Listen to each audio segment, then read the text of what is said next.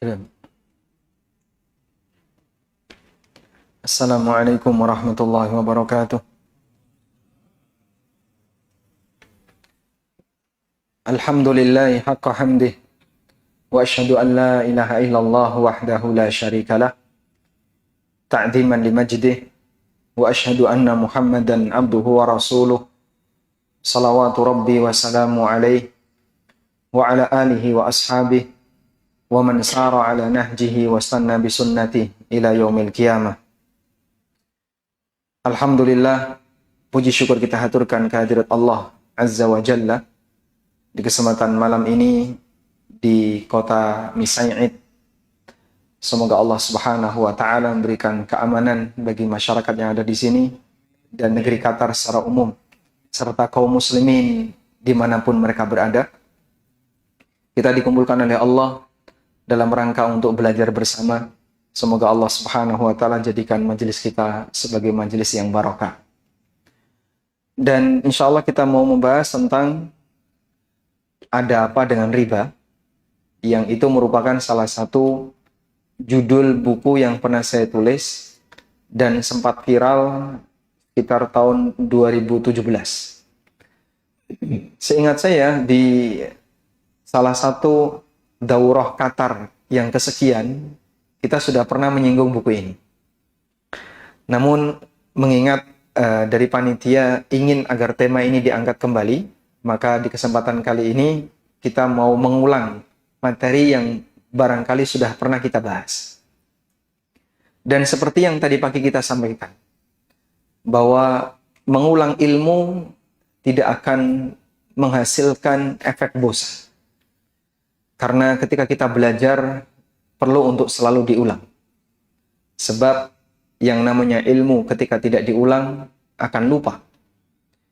Sehingga barangkali sebagian di antara Bapak Ibu sudah sering mendengarkan kajian seputar masalah riba, namun kalaupun diulang tidak ada ruginya.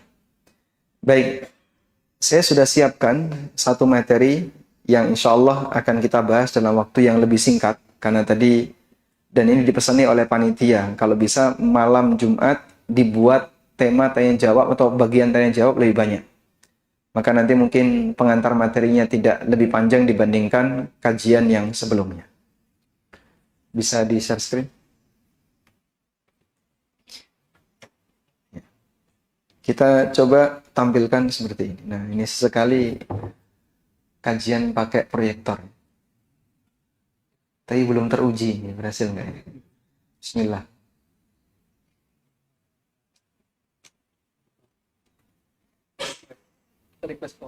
Sudah, semuanya sudah saya jadikan co-host. Bisa?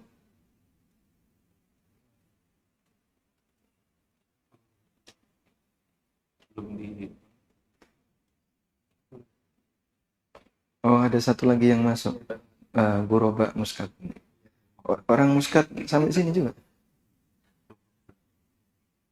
Nah, baik.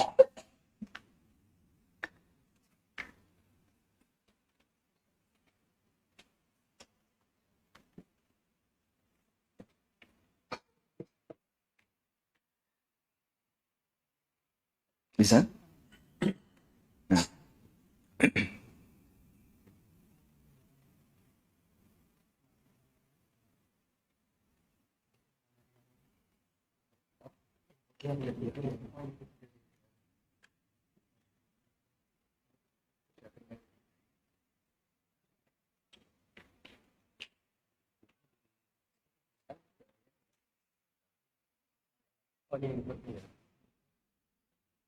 Alhamdulillah. Ya.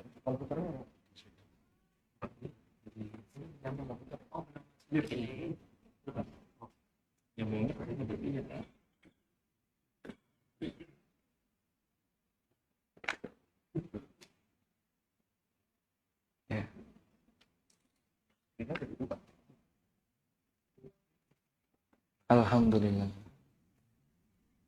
Nah, bisa. Alhamdulillah. Baik. Terbukti berarti bisa dipakai untuk daurah masjid ini. Baik, kita mau bahas tentang riba. Nah, biar nanti lebih maksimal, Bapak Ibu bisa simak sebagaimana yang tertayang di screen. Jadi berkaitan dengan urusan dunia. Berkaitan dengan urusan dunia. Urusan dunia itu ada yang sifatnya mubah dan ada yang sifatnya dilarang. Hanya ada dua hukum ini. Antara yang halal dan yang haram. Ada satu lagi Pak, syubhat. Baik, memang ada satu lagi yang ketiga, yaitu perkara syubhat. Ini sebagaimana yang ditegaskan oleh Nabi SAW, innal halala bayyin, wa innal harama bayyin, wa bainahuma umurun mushtabihat. Yang halal itu jelas, yang haram juga jelas, dan di antara keduanya ada perkara syubhat. Baik. Ketika kita belajar urusan dunia, di sana ada halal, ada haram, dan ada syubhat. Pertanyaannya, bagian mana yang perlu kita detailkan? Bagian mana yang perlu kita detailkan? Ya? Yang halal, haram, atau yang syubhat? Yang perlu kita detailkan adalah bagian yang dilarang. Ini harus dibuat detail. Sudah? Sehingga sesuatu yang haram dalam Al-Quran itu didetailkan oleh Allah. Sebagaimana yang Allah firmankan di surat Al-An'am ayat 119. Allah Subhanahu wa taala mengatakan, "Wa ma lakum alla ta'kulu mimma dzukira smullahi 'alaihi wa qad fassala lakum ma harrama 'alaikum illa ma turirtum ilaihi." Kenapa kalian tidak mau makan binatang yang disembelih dengan menyebut nama Allah? Wa qad fassala lakum ma harrama 'alaikum. Padahal Allah telah memberikan rincian kepada kalian, ma harrama 'alaikum, apa yang telah diharamkan kepada kalian. Sehingga Allah menegaskan bagian yang Allah haramkan itu fassala lakum. Allah kasih rincian kepada kalian. Illa ma turirtum ilaih, kecuali dalam kondisi terpaksa bagi kalian untuk mengambilnya. Oleh karena itu, berbicara tentang masalah haram dalam masalah urusan dunia, kita harus bahas secara detail. Sehingga kalau Anda mau bahas masalah haram, jangan cuma judulnya saja. Pokoknya kita anti riba, no riba, dilarang riba, titik. Riba itu apa? Wallahu a'lam. Karena bisa jadi ketika orang tidak tahu rinciannya, dia terjerumus ke dalam pelanggaran yang dia anti untuk melakukannya tanpa sadar. Sehingga dia memang anti riba, dia punya prinsip tidak mau dengan riba. Tapi dalam posisi ketika dia tidak tahu detailnya riba seperti apa, akhirnya dia terjerumus dalam riba tanpa sadar. Tayyib. Karena itulah, membahas masalah dosa itu harus rinci. Bahas masalah dosa itu harus rinci. Sehingga Anda bahas masalah dosa yang bisa menyebabkan orang keluar dari Islam. Dosa syirik, dosa kekufuran, itu harus rinci. Dosa-dosa besar. Apa saja dosa-dosa besar yang mendapatkan ancaman khusus dalam syariat. Pembahasan itu harus rinci. Apa saja contoh dosa-dosa kecil, itu juga harus rinci. Makanya para ulama Ahlussunnah berkaitan dengan pemahaman masalah dosa, pembahasan masalah dosa, mereka buat sangat rinci. Di antara kitab yang mungkin Bapak Ibu sudah sering mengenal, isinya kumpulan dosa-dosa. Kitabnya siapa? Adz-Dzahabi. Judulnya apa, Pak? Al-Kabair.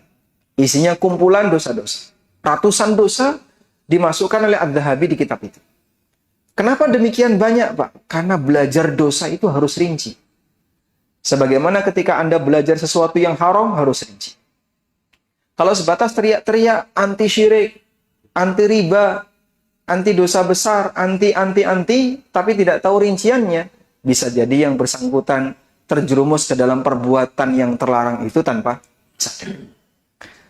Karena itu ada seorang sahabat yang beliau anti mainstream. ketika bertanya kepada Nabi SAW. Beliau adalah sahabat Hudzaifah Ibnul Yaman radhiyallahu anhu.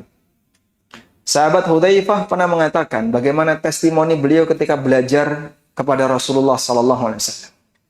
Kana an-nasu yas'aluna an-nabiyya sallallahu alaihi wasallam 'anil khair. Dulu masyarakat banyak bertanya kepada Nabi sallallahu alaihi wasallam tentang kebaikan. Bagaimana sunnah beramal A, sunnah beramal B, sunnah beramal C, tata cara amal A, amal B, dan seterusnya. Para sahabat banyak bertanya tentang itu. Wa sa'altuhu 'anil syarr. Tapi aku justru banyak bertanya kepada Nabi SAW tentang keburukan. Kenapa? Makhafatan ayyudrikani. Karena aku takut terjerumus ke dalam keburukan itu tanpa sadar. Sehingga sahabat Hudzaifah ini memberikan salah satu contoh. Orang kalau mau belajar berkaitan dengan masalah maksiat, dia harus detail. Karena kalau tidak detail, dia terjerumus ke dalamnya tanpa sadar. Ada satu buku yang isinya kumpulan kesyirikan. Bisa disebutkan judul buku itu. Buku yang dia secara khusus bahas kumpulan kesyirikan, daftar kesyirikan. Bukunya terkenal sekali.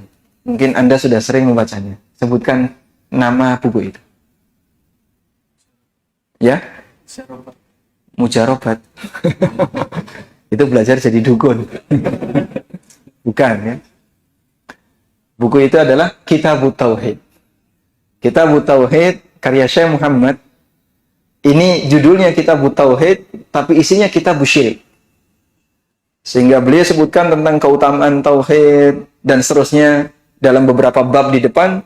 Lanjutannya isinya kumpulan-kumpulan kesyirikan. Berkaitan dengan masalah jimat, nanti nyambung lagi syirik apa, syirik kuburan, syirik tentang ini dan seterusnya. Sampai bersumpah atas nama selain Allah. Itulah contoh bahwa kalau kita belajar masalah maksiat harus detail. Sebatas teriak-teriak anti, tapi kalau tidak detail, bisa jadi orang nggak tahu. Ada banyak sekali misalnya kampanye di tempat kita. Kampanye anti korupsi itu kan banyak, Pak. Ditempel di mana-mana. Awas, bahaya laten korupsi. Waspada korupsi, perangi korupsi, dan seterusnya. Mungkin Bapak Ibu kalau lagi pulang kan sering lihat stiker kayak gitu. Tapi tentang penjelasan bagaimana korupsi, seperti apa gulul, itu jarang. Sehingga banyak kaum muslimin menyangka, ini nggak korupsi kok. Kita lakukan saling ridho. Ini bukan suap. Ini bukan sogok. Tapi gratifikasi. Yang penting kan saling ridho. Ini tips dan seterusnya. Dia tidak menyangka kalau itu bagian dari apa yang dilarang dalam syariat kita. Maka mungkin bisa jadi dia bagian dari anggota aparat yang anti dengan pelanggaran tadi. Tapi dia sendiri pelakunya tanpa sadar.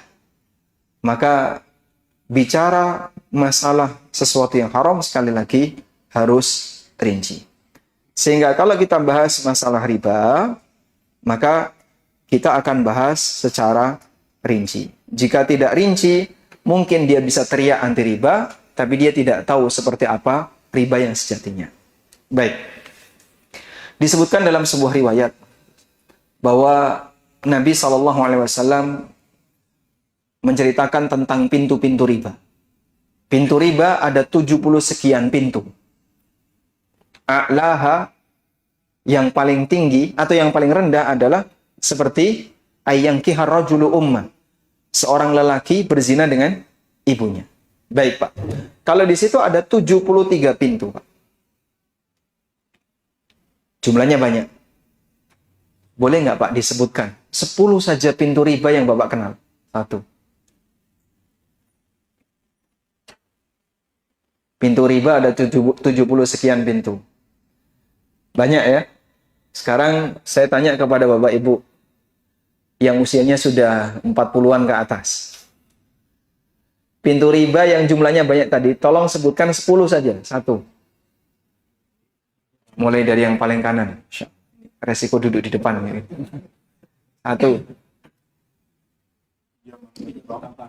Pinjaman bank. 2. Mengambil manfaat dari yang kita mengambil manfaat dari yang kita pinjam atau kita pinjamkan? Kita pinjamkan. Kita pinjamkan. Yang ketiga, gade sawah. 4, berdagang tanpa barang. Yang kelima, gimana Pak? Tukar barang dengan lawan jenis. Lain jenis maksudnya? Emas sama emas. Lain jenis kan berarti motor sama emas. Motor 1 sama motor 2. Mobil dengan mobil nggak boleh. Baik. Kita mungkin akan kesulitan. Jadi di saat kita disuruh untuk menyebutkan ada 70 sekian pintu riba, tolong sebutkan 10 saja.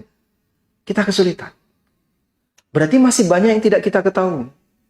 Nah, kira-kira dari sekian banyak yang kita nggak tahu, mungkin nggak kita bisa jadi adalah pelakunya? Sangat mungkin, karena kita nggak tahu. Nah, makanya kenapa perlu belajar detail? Karena sesuatu yang hukumnya haram, itu harus tahu dengan jelas. Bahasa lainnya, semua potensi bahaya harus kita ketahui. Karena kalau tidak, bisa jadi kita terjerumus ke dalamnya tanpa sadar. Baik, sekarang coba kita lihat ini, Pak. Yang pertama, terkait makna riba secara bahasa. Riba secara bahasa artinya tumbuh dan berkembang. Allah Subhanahu wa taala berfirman tentang hukuman yang Allah berikan kepada orang kafir.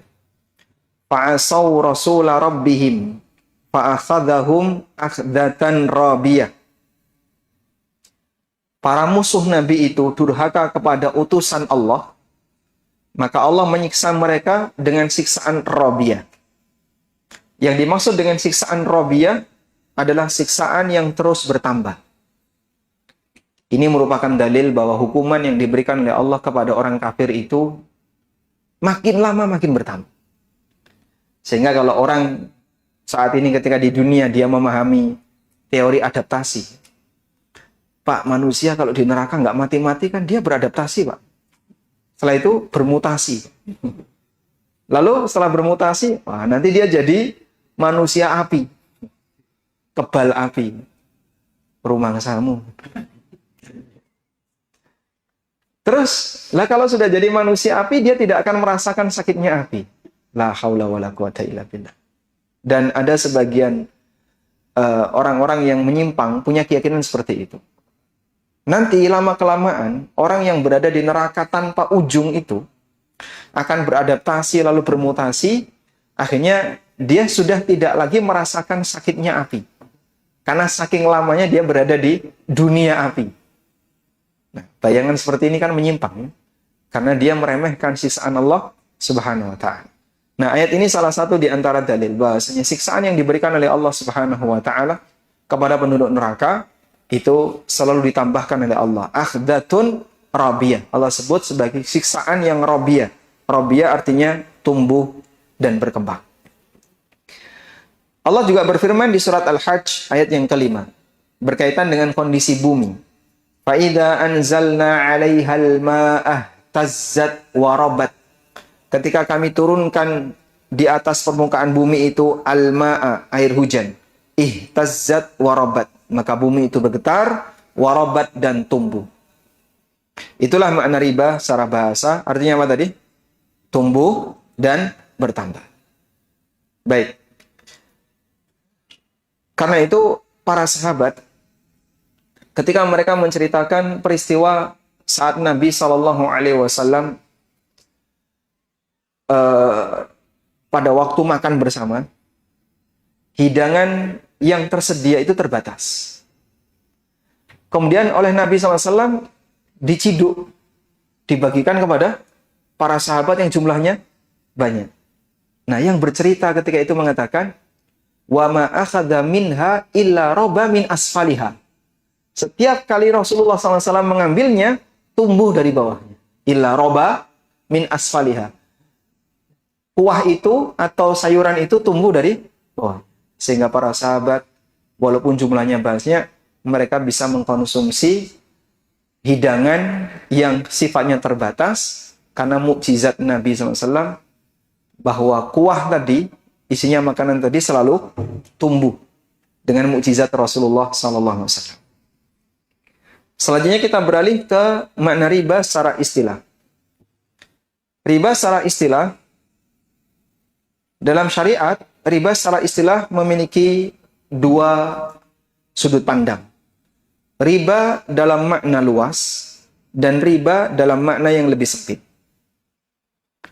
Riba dalam makna luas, pengertiannya adalah semua transaksi yang dilarang oleh syariat.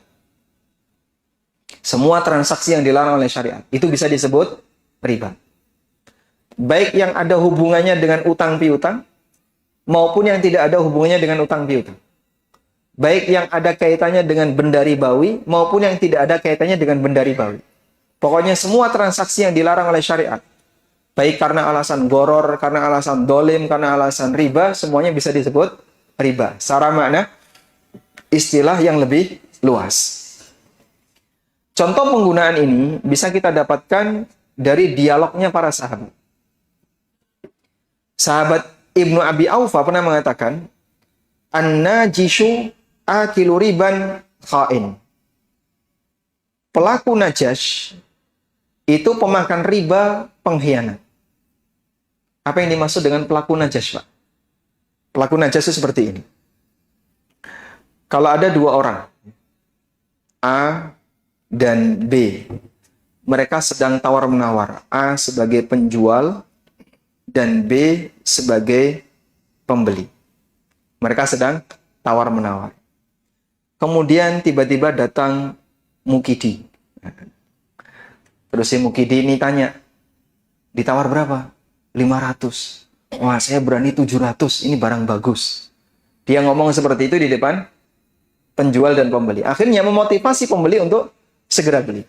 Maka dia sampai nggak berani nawar. Wah, Mukidi saja berani 700. Dia akhirnya berani beli lebih mahal atau termotivasi untuk segera beli karena ada pengaruh si Mukidi.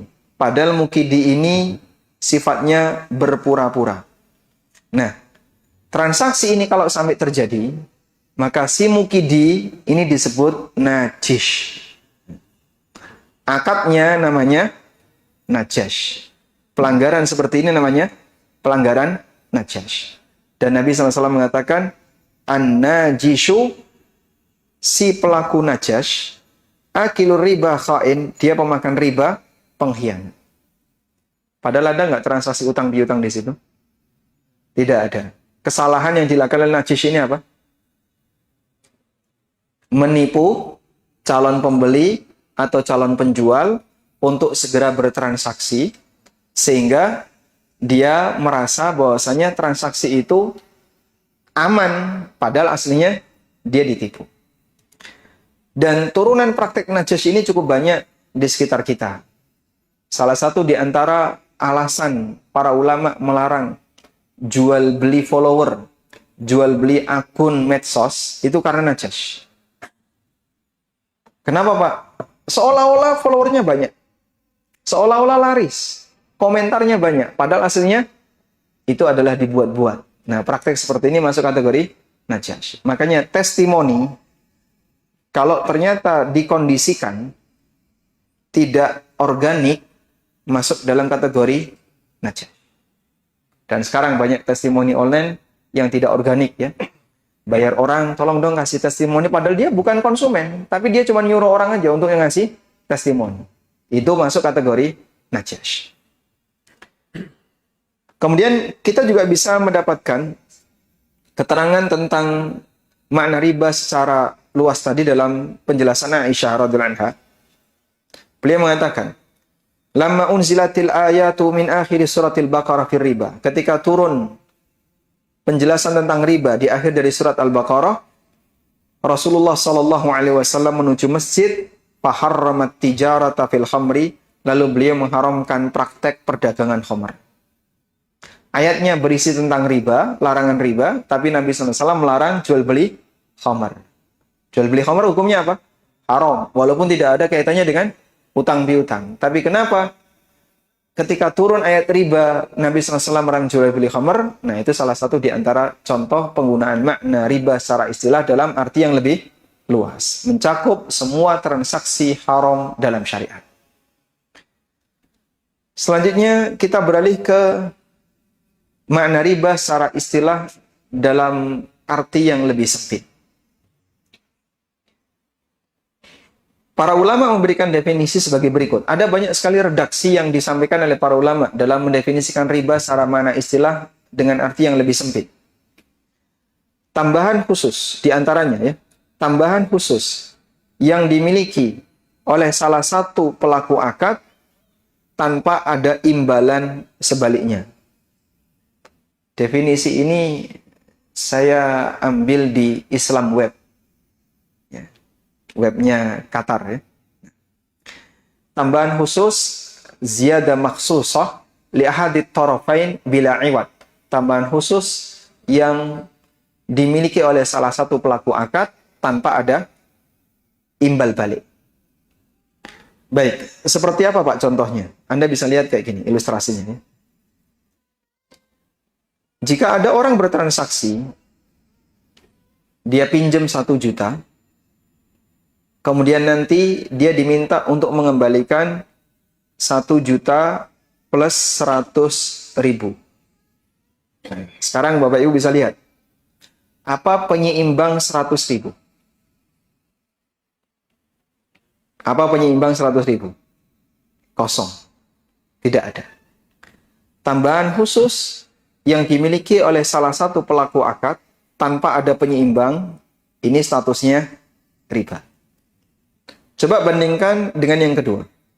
1 juta plus usaha. Lalu dia bisa mendapatkan modal balik 1 juta plus 500.000. Apa penyeimbang 500.000? Usaha. Maka yang ini halalan thayyibah. Anda jangan melihat riba itu dari besar dan kecilnya keuntungan. Kecil bisa jadi riba ketika didapatkan dengan cara yang salah. Dan besar bisa jadi halalan thayyibah kalau didapatkan dengan cara yang benar. Sebab besar dan kecilnya keuntungan itu tidak mempengaruhi status kehalalan. Mau untung besar maupun untung kecil, itu tidak ada kaitannya dengan hukum halal dan haram. Baik. Sehingga kalau ada sebagian orang yang berkomentar begini, kenapa Pak ya, kalau bank syariah itu kok selalu lebih mahal? Selalu yang namanya bank syariah lebih tinggi harganya daripada bank konven. Anggaplah misalnya kalau di posisi ini kita sepakat bank syariahnya sudah sesuai syariah, tapi dia lebih mahal. Terus apa salahnya kalau orang jual beli mengambil untung lebih gede? Sah-sah saja. Dan bank syariah misalnya praktek jual beli. Dia menggunakan metode yang halal, tapi dia minta untung lebih besar. Ya, boleh-boleh saja. Yang penting apa? Skemanya benar. Dan selamanya, yang namanya daging sapi selalu lebih mahal daripada daging babi. Maka kalaupun ada orang yang mereka berkomentar, kenapa yang syariah selalu lebih mahal? Anda anggaplah itu hal yang normal ya. Karena selamanya daging sapi akan selalu lebih mahal daripada daging babi. Baik. Ini jika kita sepakat posisi bank syariah tadi praktiknya sudah sesuai syariah. Tapi kalau sama-sama riba ya berarti Anda pilih yang lebih murah. Kalau sama-sama riba. Ya itu bukan pilihan ya. Seharusnya ditinggalkan semuanya. Mohon maaf nih koreksi. Kalau sama-sama riba Anda tinggalkan semuanya. Selanjutnya. Di sini ada penjelasan tentang hukuman riba di 5 fase kehidupan. Mungkin sudah sering didengar, maka saya sebutkan sekilas saja. Yang pertama, hukuman di dunia.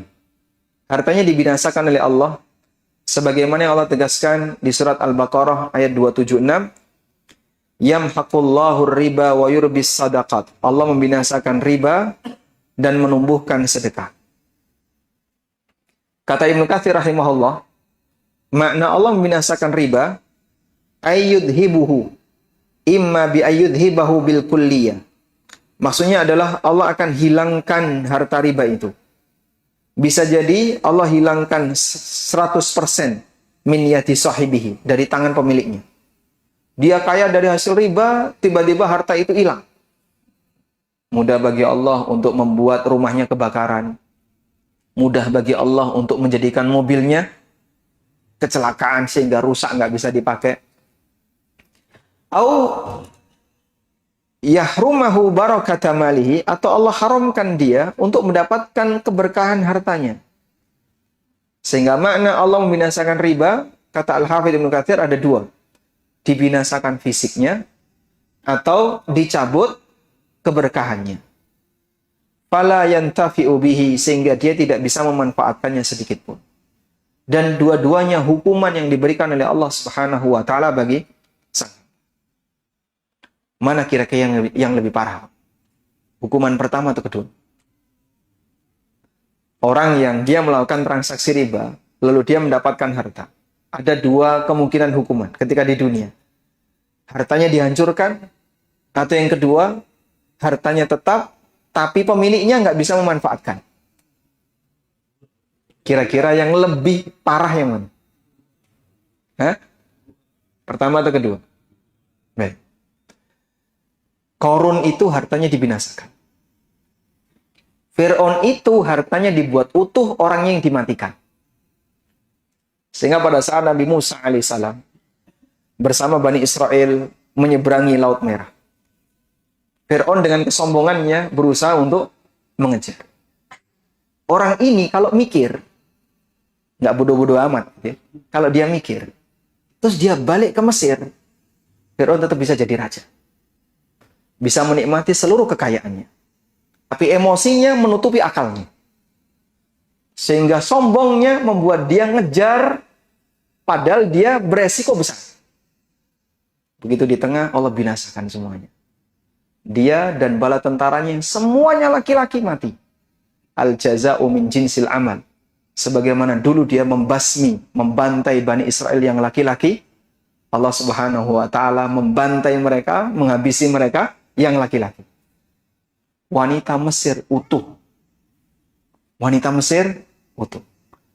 Dan dalam sebagian riwayat disebutkan bahwa Nabi Yusha bin Nun diperintahkan oleh Nabi Musa alaihissalam untuk membawa pasukan Bani Israel kembali ke Mesir untuk menguasai Mesir, mengambil harta yang ada di Mesir. Baik. Kembali ke sini. Sehingga banyak cara bagaimana Allah Subhanahu wa taala membinasakan kekayaan yang dimiliki oleh hamba. Bisa jadi ada orang yang kekayaannya dihancurkan. Duitnya hilang, investasi gagal, ya. Kirim ke Indonesia hilang, dan seterusnya. Ada juga yang uangnya ada, hartanya ada, tapi dia tidak bisa memanfaatkan. Sehingga dia punya, tapi dia tidak bisa memanfaatkan. Orangnya lari ke luar negeri, mau pulang ketakutan, dan tidak bisa menikmati harta simpanan yang ada di tanah air karena takut dengan masyarakat misalnya. Apa yang bisa dinikmati? Makanya jamaah, hukuman yang diberikan oleh Allah bagi orang yang mengambil harta haram, mengambilnya takut, menyimpannya takut, menggunakannya takut, memanfaatkannya takut. Dibuat serba takut. Sehingga dia tidak bisa nyaman hidupnya. Dalam hadis dari Ibnu Mas'ud radhiyallahu anhu, Nabi SAW pernah bersabda, "Ma ahadun aktsara minar riba illa kana akibatu amrihi ila killatin." Siapapun yang memperbanyak hartanya dengan cara riba, maka akhir urusannya akan menjadi miskin. Selanjutnya, hukuman di alam kubur, mereka berenang di sungai darah. Sebagaimana disebutkan dalam mimpi Nabi SAW. Beliau bermimpi diajak oleh dua malaikat, kemudian ditampakkan berbagai macam kejadian-kejadian luar biasa. Di antara kejadian luar biasa itu, Nabi SAW mengatakan, "Ataina ala nahrin min damin, fihi rajulun qa'imun, wa ala wasatin nahri, rajulun baina yaday hijara."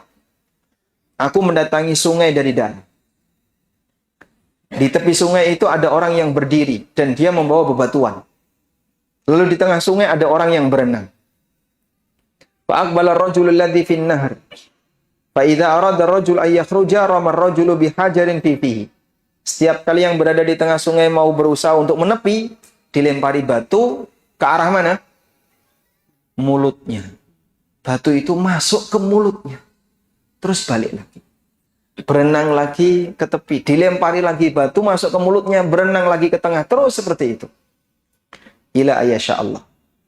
Ketika malaikat ditanya, siapakah orang seperti ini?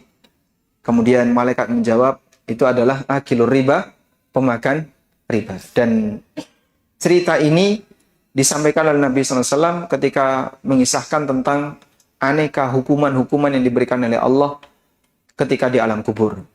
Selanjutnya, dibangkitkan seperti kerasukan setan. Fase yang ketiga. Alladzina ya'kuluna ar-riba la yaqumuna illa kama yaqumul ladzi yatakhabbathu asyaitanu minal mas. Orang yang makan riba tidaklah dibangkitkan melainkan seperti berdirinya orang yang kemasukan setan karena penyakit gila. Apa sebabnya? Dzalika bi annahum qalu innamal bai'u mithlur riba. Itu disebabkan karena mereka mengatakan jual beli itu seperti riba. Coba kita lihat Pak ayatnya Pak. Dzalika bi annahum qalu innamal bai'u mithlur riba. Itu disebabkan karena mereka mengatakan jual beli itu seperti riba. Baik, coba Bapak Ibu kasih penilaian untuk analogi seperti ini. Jual beli seperti riba. Analogi itu ada yang searah, ada yang kebalik. Kira-kira kalimat jual beli itu seperti riba. Analogi searah atau kebalik? Nah, contohnya kayak gini, Pak. Contoh kayak gini. Terangnya rembulan itu seperti wajahnya. Itu salah atau benar, Pak? Salah? Atau benar? Yang benar gimana? Hah? Wajahnya seperti? Jadi, di sini ada wajah, ada bulan. Gitu? Kalau Bapak mau membuat analogi, yang disamakan itu wajah seperti bulan atau bulan seperti wajah? Hah? Wajah seperti bulan. Kenapa? Karena yang diperbandingkan lebih sempurna harus ditaruh di belakang. Gitu ya? Contoh, dia pinter seperti Pak Habibie. Kalau dibalik, Pak Habibie pinter seperti dia. Salah atau benar? Salah. Kenapa? Nah, kembali. Berarti kalau kalimatnya, dia pinter seperti Habibie. Yang lebih pinter mana? Siapa? Habibie. Baik. Wajahnya seperti bulan. Yang lebih banyak jerawatnya yang mana? Hah? Bulan atau wajahnya? Baik. Paham ya? Nah. Jual beli seperti riba. Andaikan orang itu mengatakan riba seperti jual beli itu lebih ringan. Tapi orang ini saking kesetanannya dengan riba sampai dia mengatakan jual beli itu seperti riba. Dia tidak mengatakan riba seperti jual beli. Kalau dia mengatakan riba seperti jual beli, ini lebih mending. Berarti jual beli lebih bagus daripada riba. Tapi analogi dia, dzalika bi annahum qalu innamal bai'u mithlur riba. Itu disebabkan karena dia mengatakan jual beli seperti riba. Nah, kalau kalimatnya kayak gini, jual beli itu seperti riba, itu sama dengan Anda menggunakan analogi tadi. Dia Pak Habibie pinter seperti dia. Nabi Yusuf ganteng seperti dia. Salah atau benar? Salah. Saking kesetanannya dia dengan riba, sampai dia anggap riba itu lebih baik daripada jual beli. Maka dikasih hukuman oleh Allah ketika di yaumil qiyamah, dia dibangkitkan seperti orang kerasukan setan.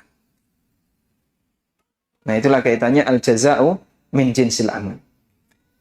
Ibnu Abbas radhiyallahu anhuma ketika menafsirkan ayat ini, beliau mengatakan, akilur riba yub'atsu yaumal qiyamati majnunan yuhnaq.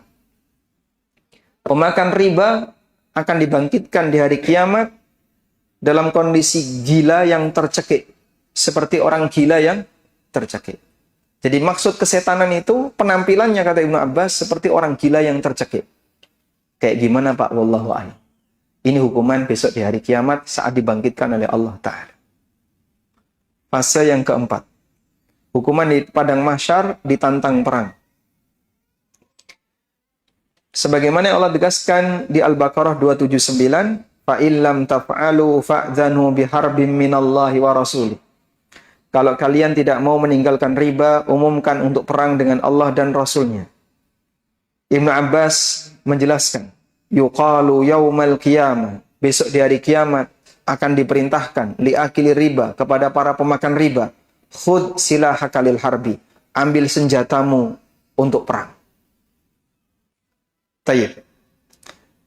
Sampai ada sebuah keterangan yang disampaikan dalam tafsir Ibnu Katsir. Waqala, Ibnu Abbas mengatakan, faman kana muqiman 'ala riba, siapa yang bertahan bertransaksi riba, la yanza'u anhu, dia tidak mau melepaskannya, padahal sudah diingatkan, itu sama dengan menerima tantangan. Itu sama dengan menerima tantangan. Nah, kalau dia menerima tantangan, kata Ibnu Abbas, fahaqqun 'ala imamil muslimin ayyastatiba, maka pemimpin kaum muslimin punya hak untuk meminta dia bertobat. Fa inna za'a wa illa duriba unuku. Kalau dia mau meninggalkan, maka dilepaskan. Kalau tidak, dipenggal kepalanya. Kok sampai hukuman bunuh gimana, Pak? Karena untuk dosa yang lain mungkin tidak sampai pada sekelas seperti ini. Jadi, wallahu a'lam, apakah ijtihad yang disebutkan dalam tafsir Ibnu Katsir ini ijtihadnya Ibnu Abbas ya? Ini disetujui yang lain ataukah qaul beliau bahwa kalau sampai ada orang yang dia muslim melakukan transaksi riba, sudah diingatkan tetap tidak mau dan bertahan di situ, maka imam berhak untuk menangkapnya, meminta dia untuk bertobat. Kalau tidak, dia tetap bertahan, berarti sama dengan menerima tantangan perang. Dan menerima tantangan perang itu berarti pemberontak. Makanya dipenggal kepalanya. Ya, meskipun seperti ini adalah wewenang sultan, dan bisa jadi ini adalah ijtihad dari Ibnu Abbas radhiyallahu anhuma berkaitan dengan bagaimana hukuman bagi para pelaku riba. Namun kita tidak punya hak untuk menegakkan praktek seperti ini. Selanjutnya, ancaman neraka. Ini fase yang kelima.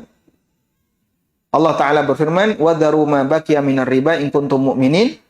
Di ayat yang lain, وَمَنْ عَادَ فَأُولَٰئِكَ أَصْحَابُ النَّارِ هُمْ فِيهَا خَالِدُونَ. Siapa yang kembali lagi melakukan riba, maka mereka adalah penduduk neraka dan mereka kekal. Dan makna kekal di sini, selama dia masih punya iman, ditafsirkan oleh sebagian ulama, maknanya adalah tinggal di neraka lama sekali. Tinggal di neraka dalam waktu yang lama. Wallahu a'lam. Selanjutnya, praktek riba termasuk salah satu di antara pelanggaran agama yang bersejarah.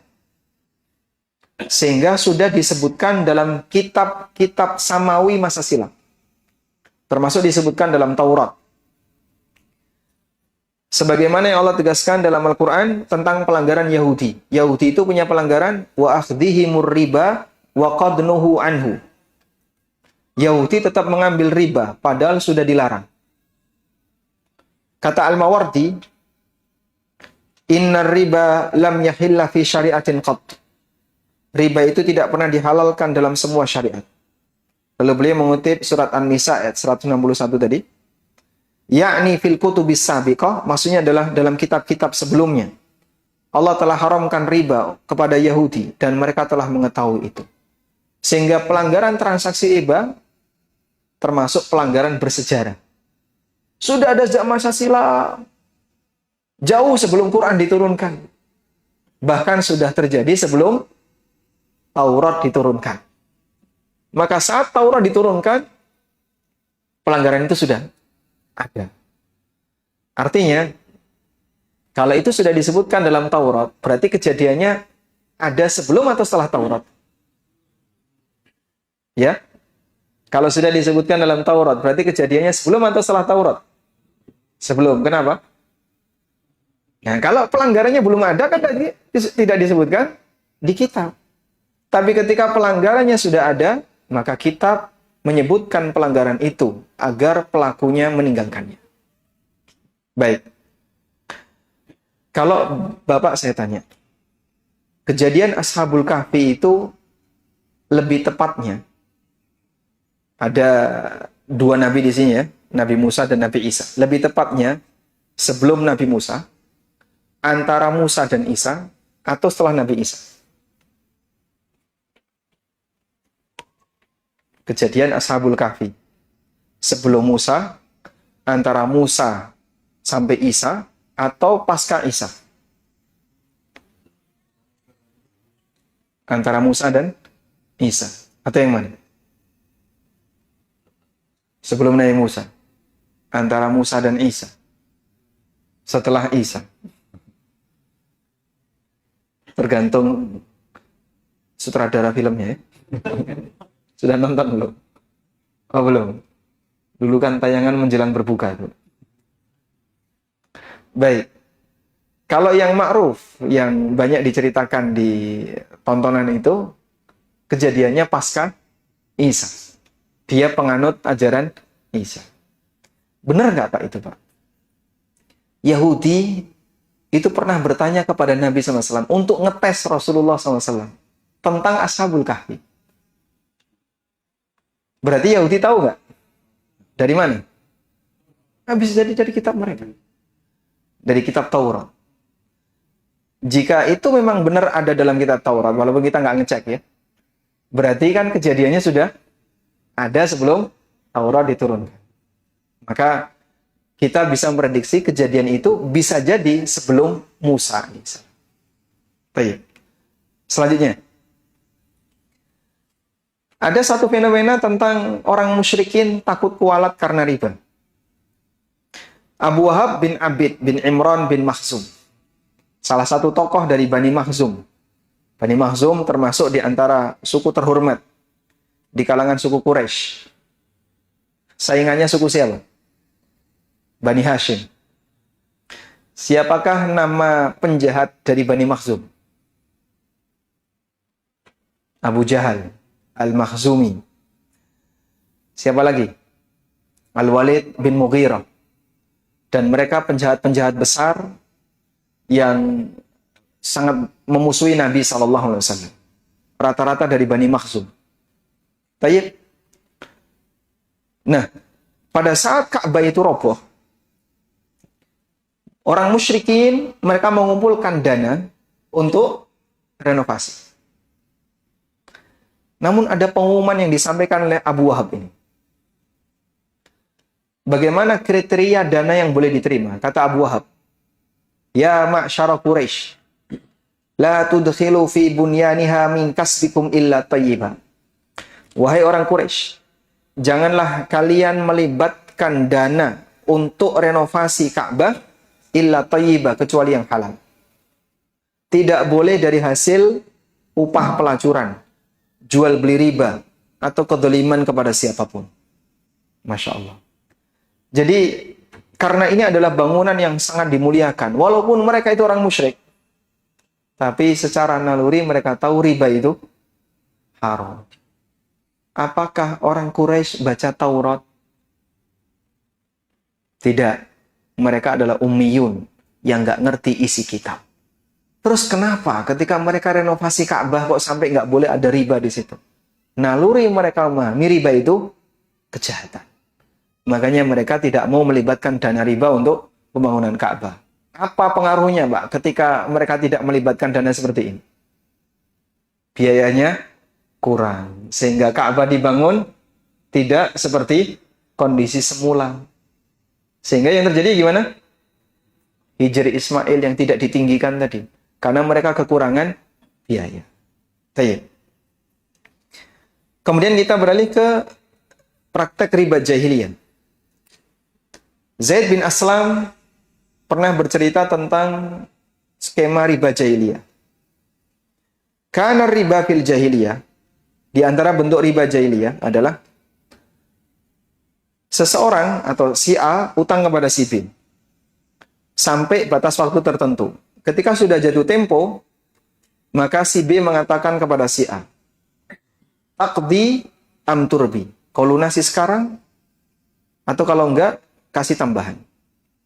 Fa'in qadha, kalau dia lunasi sekarang, akhadha, maka diambil sesuai nilai utang. 0% bunga. 0% bunga. Wa illa, tapi kalau dia tidak lunasi ketika itu, sehingga telat, zadahu fi haqqi, kena penalti. Ada tambahan bunganya. Wa akhara anhu fil ajal, dan pembayarannya ditunda. Baik. Berarti kalau kayak gini jemaah. Ada kredit card 0% bunga. Dan di situ ada penalti jika telat. Dah? Tapi Anda menjamin saya akan bayar sebelum jatuh tempo. Saya akan bayar sebelum jatuh tempo, biar tidak kena penalti. Menurut Anda ini boleh atau tidak? Boleh atau tidak? Ya? Boleh atau tidak? Kenapa tidak boleh? Kenapa? Hah? Kan dia nggak kena penalti. Dia menyepakati akad. Jadi di sini ada akad, ada konsekuensi akad, atau boleh saya sebut dampak dari akad. Dampak akad. Di sini akadnya riba dan dampaknya bayar riba. Dampaknya bayar riba. Mungkin Anda bisa menghindari yang kedua ini. Saya nggak kena kok, Pak. Saya jamin, saya selalu komitmen untuk bayar tepat waktu. Sehingga di posisi dampaknya ini Anda nggak dapat. Tapi kan Anda sudah melakukan akad. Maka mengambil kredit card, walaupun Anda berkomitmen, saya tidak akan membayar penalti, caranya adalah selalu tepat waktu untuk top up. Memang Anda tidak terkena dampaknya, tapi Anda sudah melakukan akadnya. Dan dosanya di mana? Di akad. Menyepakati klausul riba. Baik. Pertanyaan. Kasus ya. Ada PLN pasca bayar. Pasca bayar. Udah? Dimana orang pakai dulu, bayar belakangan. Dulu kan kayak gitu, Pak ya. Kalau sekarang rata-rata kan prabayar ya. Udah. Nah, di sini ada klausul, jika telat bayar, maka kena denda. Anggaplah 10% dari nilai tagihan. Pertanyaannya, kita kan mau nggak mau, karena harus menggunakan fasilitas itu, mau tidak mau ya, kita menyepakati ini. Kira-kira dosa atau tidak?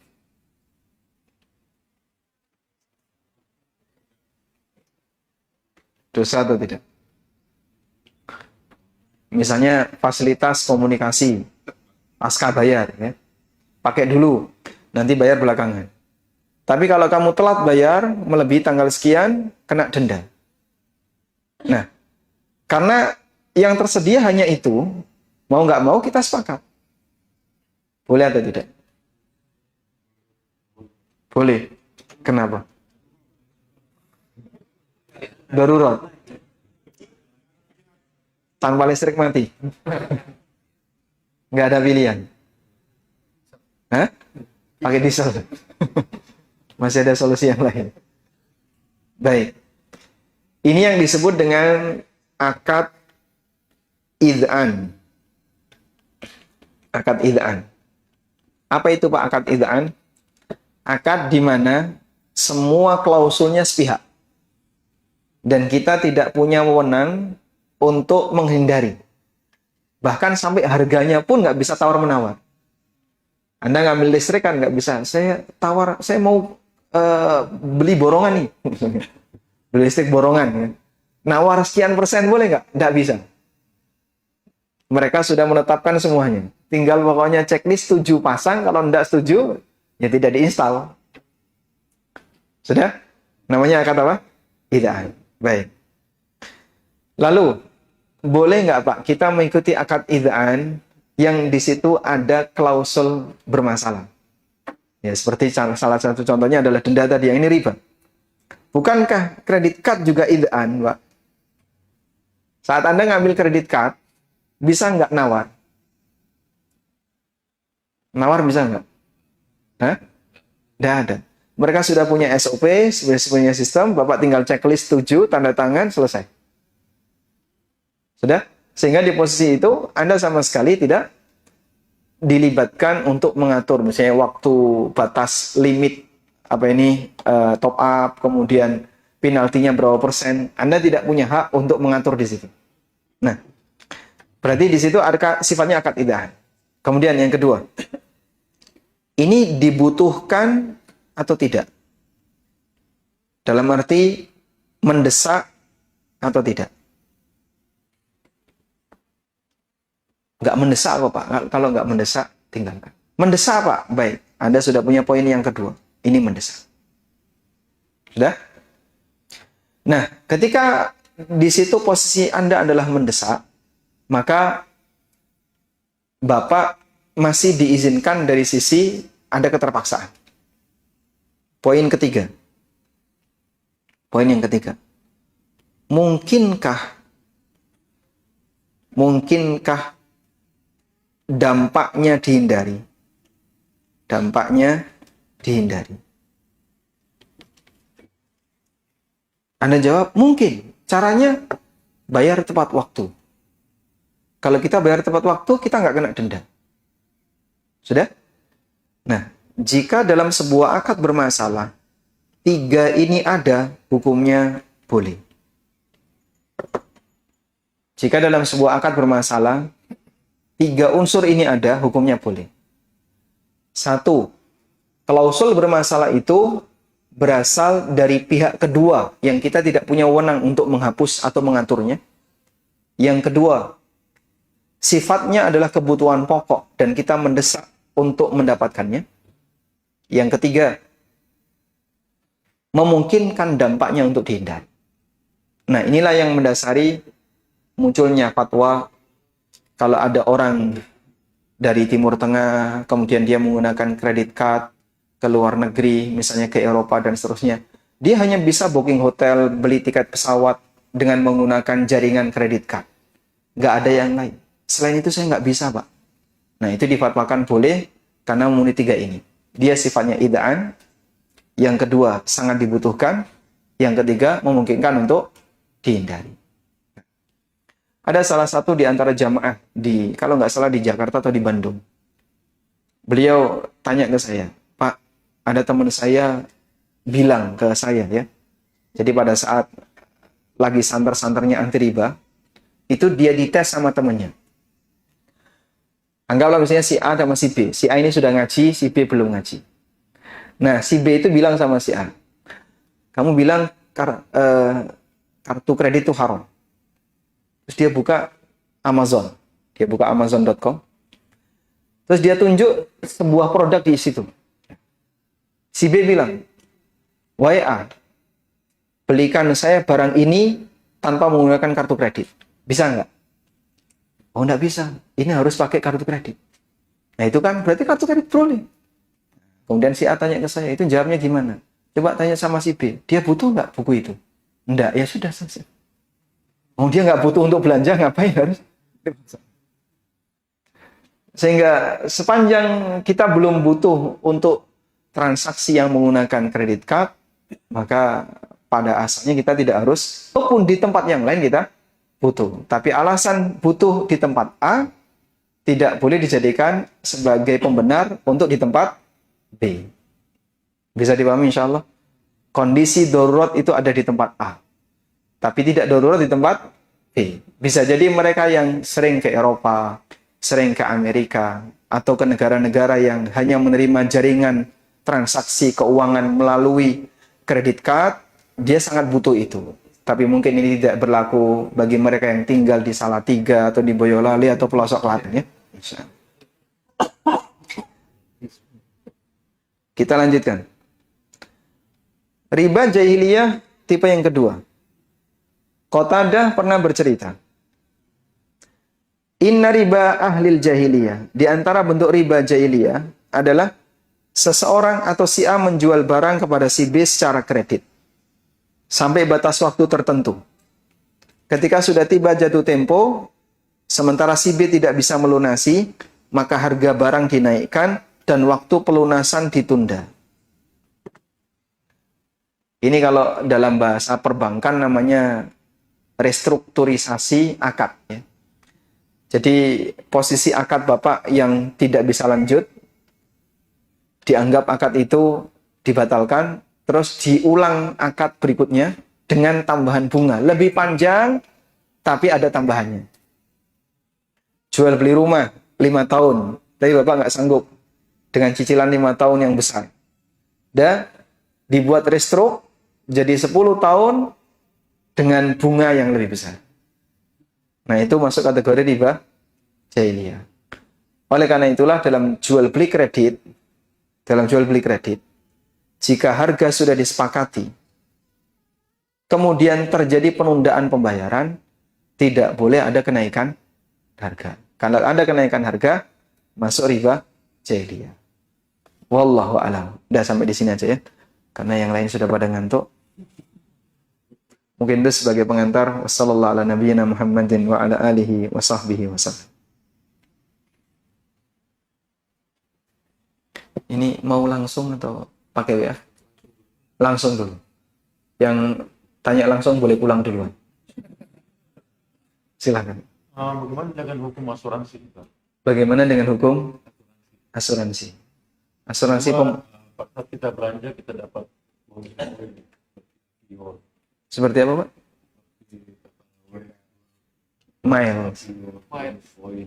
Baik.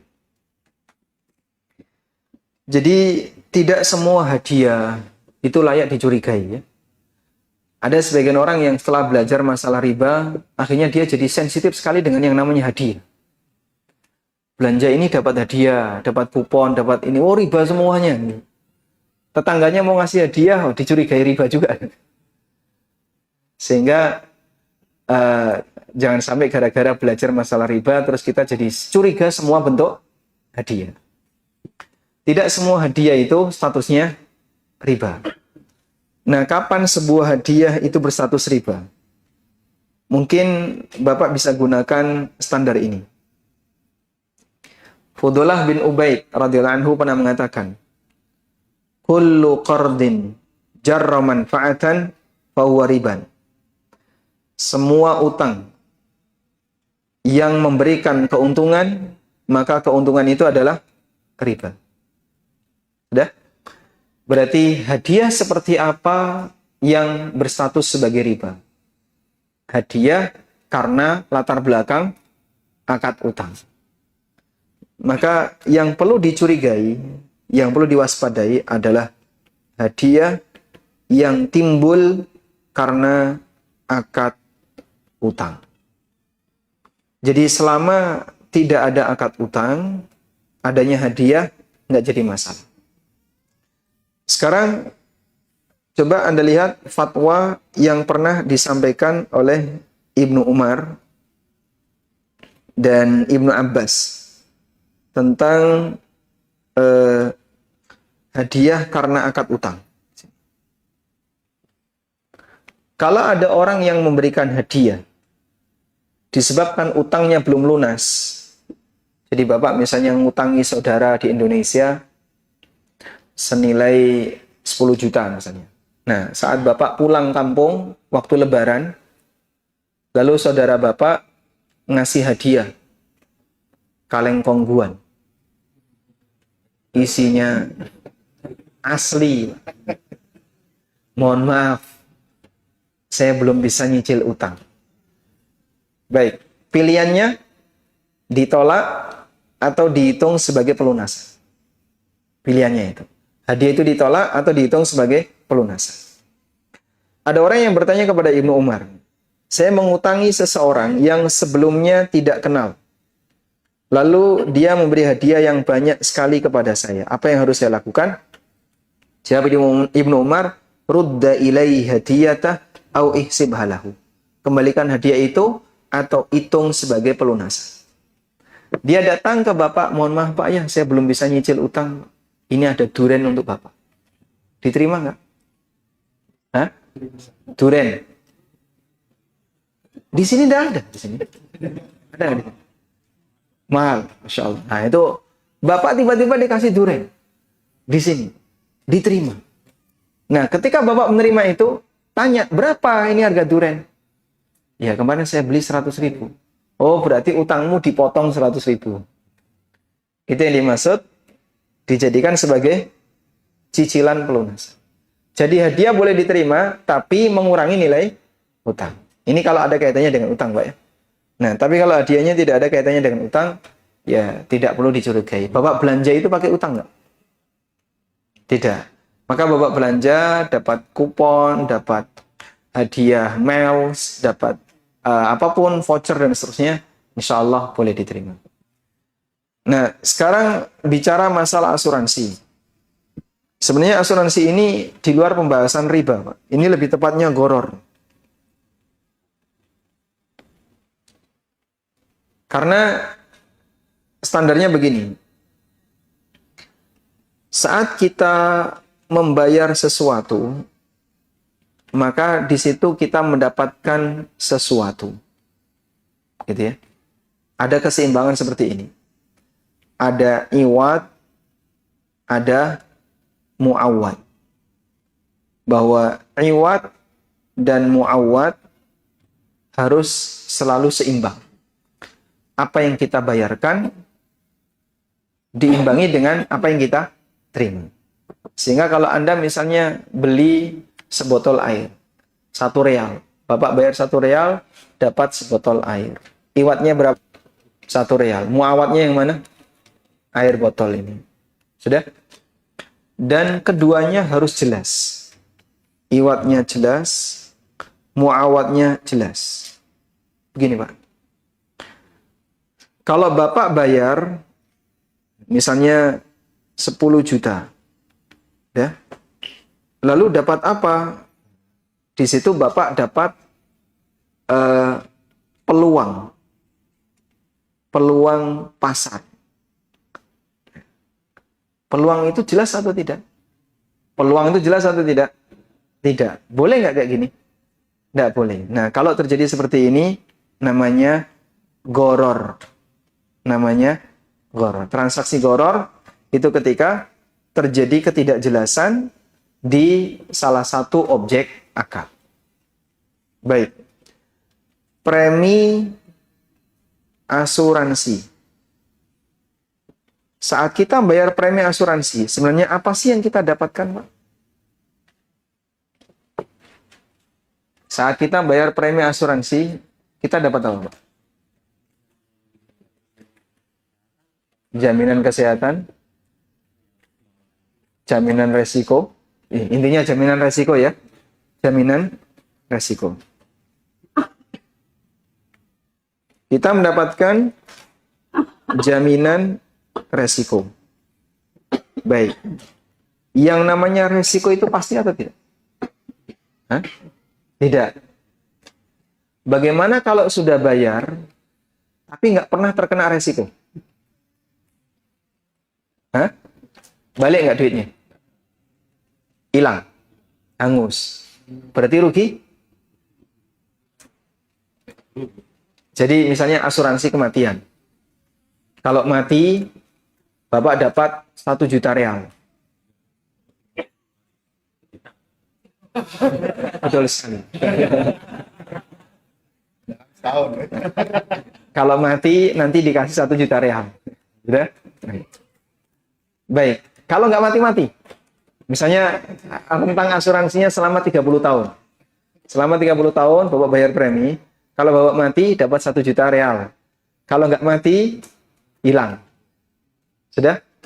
Ketika Anda ikut dan selama 30 tahun nggak mati-mati, itu untung atau rugi?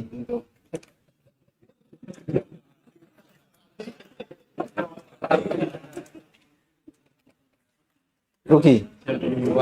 Rugi. Untung. Katanya hangus. Hangus tadi. Preminya hangus. Nah, kita bicara asuransi kematian yang preminya hangus. Jadi tadi kan katanya premi hangus ya. Misalnya resiko kecelakaan ya. Resiko kecelakaan. Pakai uang rupiah saja ya, biar konversi saya gampang ya. Preminya 500 ya. Kecelakaan ringan 10 juta. Ringan 10 juta. Patah tulang 50 juta. Gegar otak 100 juta. Mati 500 juta. Pilih mana?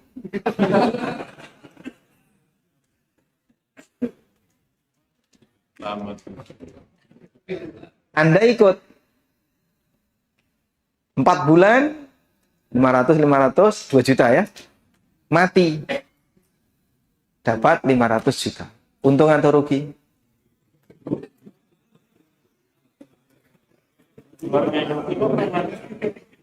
Untung atau rugi, Pak? Coba Bapak jawab dengan jujur. Bapak untung atau rugi? Modal Bapak 2 juta tadi ya. Waktu masih hidup Bapak keluarin 2 juta. Terus setelah Bapak mati dapat 500 juta. Untung atau rugi? Hah? Kayak Fir'aun. Hartanya utuh, orangnya mati. Baik. Yang untung siapa, Pak? Istrinya. Bisa dinikmati dengan suami yang baru. Makanya untuk menjamin kebahagiaan suami, asuransikan istrinya.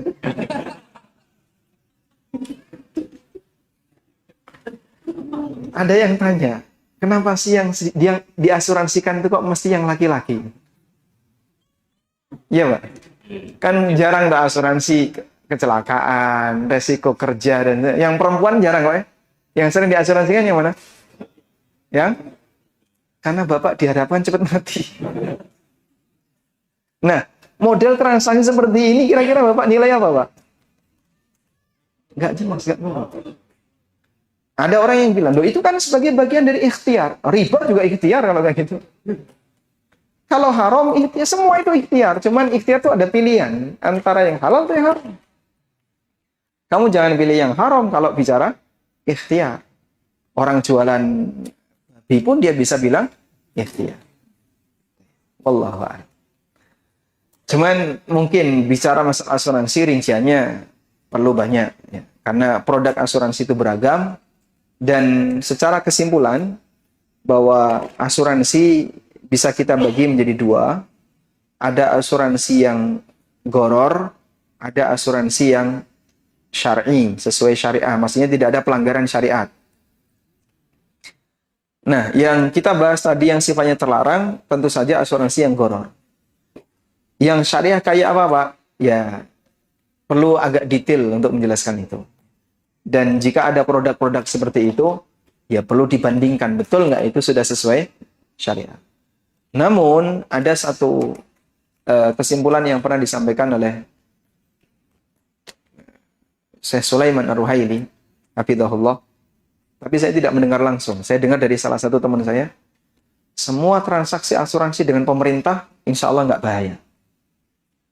Semua transaksi asuransi dengan pemerintah, nggak ada sisi gorornya. Karena pemerintah punya hak untuk menjamin kesejahteraan rakyat, dan pemerintah punya hak untuk menarik biaya dari program itu, sehingga status asuransi syariah yang diselenggarakan oleh pemerintah itu asuransi sosial, sifatnya gotong royong. Kalau di tempat kita seperti BPJS, ya, Insya Allah tidak masalah. Wallahu a'lam. Cukup? Fadhal. Ada kasus dua orang ini bisnis, yang satu bisnis beli properti, yang satu membantu mencarikan. Beli properti sama yang satunya mencarikan. Jual beli lah, beli ini channelnya banyak, dia bantu mencarikan. Berjalannya waktu saat ada banyak bisnis yang berjalan, kemudian dia dapat komisi, ternyata di tengah jalan ada yang berubah, Pak. Ada yang tidak jadi. Jadi yang komisinya sudah dikasih setelah misalnya 5 transaksi, ternyata yang satu atau yang dua gagal gitu kan, berarti harus dikembalikan gitu. Dan Allah misalnya uangnya sudah terpakai, kemudian dia bilang nanti ketika saya ada uang saya akan kembalikan. Jalannya waktu 5 tahun belum dikembalikan, kemudian baru mau dicicil setelah 5 tahun kan. Si broker nih ya, Ya, komisinya broker nih. ya komisinya setelah 5 tahun. Kemudian yang punya uang bilang, wah uang saya ini inflasinya udah, nilainya udah jauh dari yang tahun 5 tahun yang lalu, Yeah. 2020, 2025. Kemudian dia punya ide gimana kalau dikembalikan ke harga emas di tahun 2020. Yeah. Jadi kamu sekarang kembalikan uang itu dengan sesuai harga emas. Di tahun 2020 saya dapat berapa, sekarang kamu kasih emas saya segitu. Itu ada riba nggak sih? Baik, Masya Allah. Baik, tapi sebelumnya coba dibuka box makanannya bareng-bareng. biar suaranya bisa lebih seragam. Lutak bareng-bareng berdua. Baik, berarti ini kaitannya dengan masalah bolehkah inflasi itu dijadikan sebagai faktor koreksi dalam transaksi utang. Nah, coba kita lihat ini. Pertama tentang inflasi yang dijamin. Jadi ada pembahasan mengenai utang uang bayar emas. Ibnu Umar radhiyallahu anhu, beliau pernah menjual onta di Baqi. Dan tidak semua wilayah Baqi di masa silam kuburan, Pak. Ada pasar, ada makam, dan ada perkampungan. Kemudian beliau jual dengan harga dinar. Tapi pembelinya bawanya uang dirham. Ya, sama seperti kita ya. Tertera di situ harganya real. Tapi bayarnya pakai Jokowi. Kalau di Mekah Jokowi boleh, Prabowo boleh. Bayarnya pakai rupiah. Lalu beliau mendatangi Nabi SAW dan menyampaikan hal ini. Kemudian Nabi SAW mengatakan, la ba'sa anta khudha bisi'ri yaumiha malam taftariqa wa bainakuma syai'un. Tidak masalah kamu mengambil dengan harga hari pembayaran selama kalian tidak berpisah sementara masih ada urusan jual beli yang belum selesai. Baik, kita jelaskan itu. Jadi pada asalnya utang dibayar dengan yang semisal. Ini hukum asal. Utang uang bayar uang, utang emas bayar emas, utang dolar bayar dolar, utang real bayar real. Berarti utang rupiah bayar rupiah. Itu asalnya. Sudah? Bolehkah utang itu dibayar dengan nilai atau dengan mata uang yang berbeda? Mata uang berbeda bisa mata uang negara atau bisa emas. Jawabannya ini, bayar utang dengan mata uang atau emas. Mata uang yang berbeda gitu ya. Yang berbeda. Nah, di sini ada dua keadaan. Satu, jika disepakati dari awal, disepakati dari awal, ini hukumnya riba nasi'ah. Contoh, utang real di Qatar. Nanti kalau sampai Jakarta, tak kembalikan pakai rupiah ya. Oke, deal. Utang misalnya 1.000 real. Nanti kalau sudah sampai di Indonesia, pas musim liburan, tak kembalikan pakai rupiah. Tapi nanti, saat liburan. Bisa selisih misalnya 2-3 bulan. Maka itu statusnya riba nasi'ah. Kok bisa, Pak? Karena hakikatnya IDR ditukar dengan QAR. Nah, ketika penukaran ini berarti harus tunai. Syaratnya apa? Tunai. Ya dan biadin. Ini sekarang. Yang ini 3 bulan. Jadinya tidak tunai. Maka ini masuk apa? Riba nasi'ah. Bisa dipahami? Baik. Yang kedua, jika tidak disepakati di awal. Jika tidak disepakati di awal. Jadi saat utang pertama, dia utang rupiah, bayar rupiah. Utang real, nanti akan dibayar real. Dah? Dilakukanlah utang real 1.000 real Qatar. Nah, pada saat di Indonesia, A dan B ini ketemu. Nah, kebetulan si B ini lagi butuh duit. Terus dia bilang sama si A, kemarin kan kamu punya utang ke saya 1.000 real. Bisa nggak dibayar sekarang? Wah, saya nggak bawa real sekarang. Nah, saya juga nggak butuh real. Saya butuhnya rupiah. Pas ketika itu. Boleh atau tidak? Tidak disepakati di awal. Namun, saat penagihan dibayar dengan mata uang berbeda. Jawabannya boleh, tapi lunas. Boleh, tapi syaratnya harus lunas. Sudah? Sehingga dalam kondisi ini, jika dia mau bayar pakai mata uang berbeda, tadi kan 1.000 real Qatar. Berapa kira-kira konversinya kalau rupiah? 4,5 juta ya. 4,5 juta. 1.000 dibayar 4,5 juta.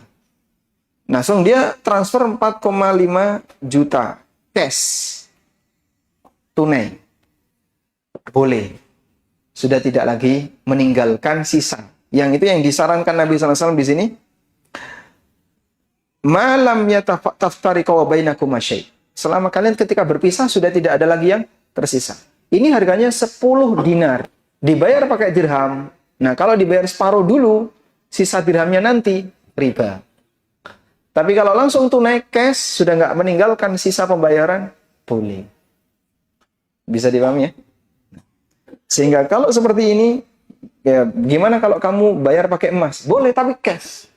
Berapa kalau dikonversi ke emas? Ya sekian, langsung dibayar sekian emas.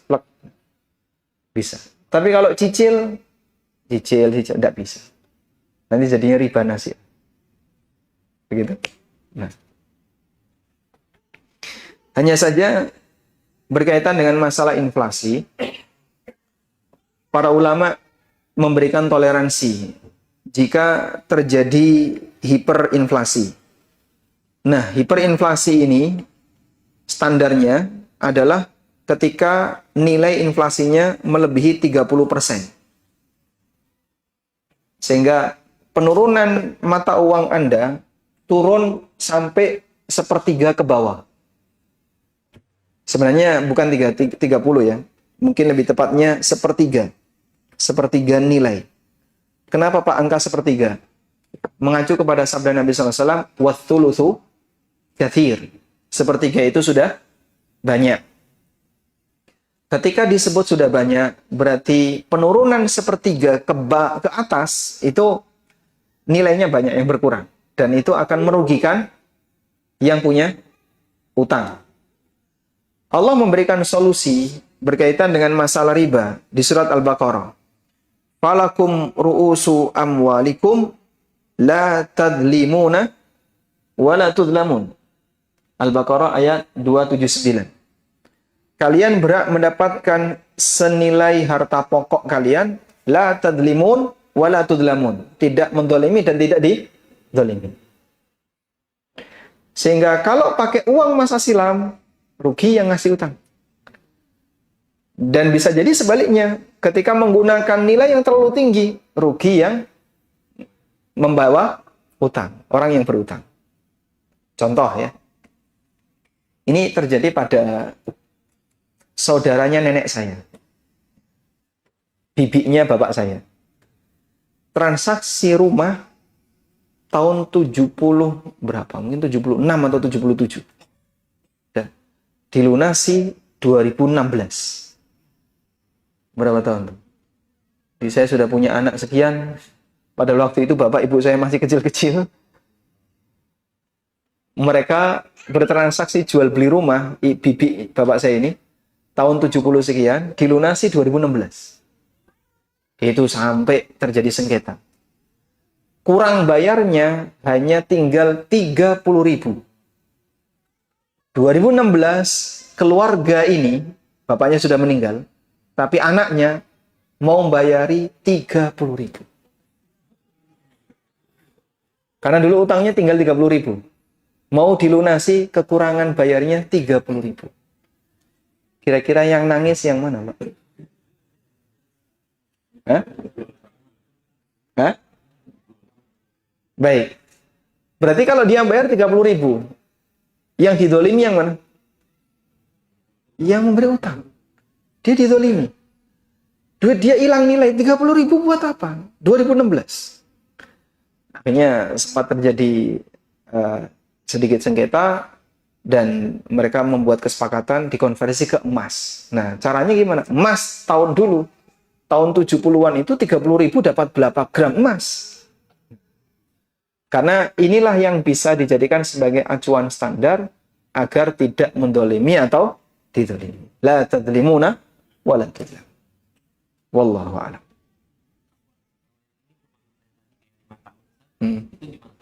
Apakah sudah sampai hiperinflasi 30%?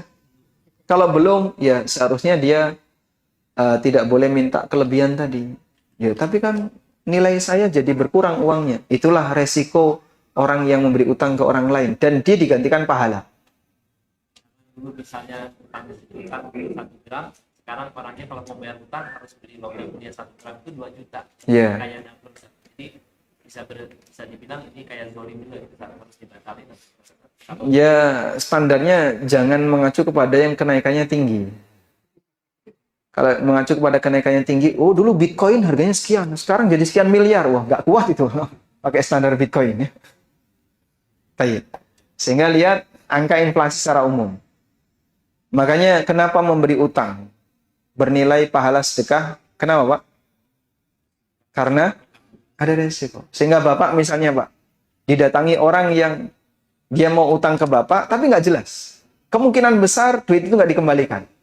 Anda pilih mana? Memberi utang atau bersedekah? Anda pilih mana? Daripada saya ngasih utang kamu nih, tak kasih uang 500.000, udah nggak usah dikembalikan. Bapak akan lebih milih apa? Lebih ringan.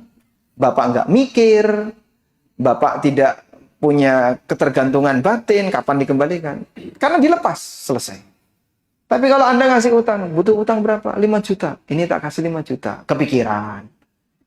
Makanya, kenapa utang pahalanya, memberi utang pahalanya sama dengan sedekah? Karena tadi, resikonya besar. Wallahu a'lam.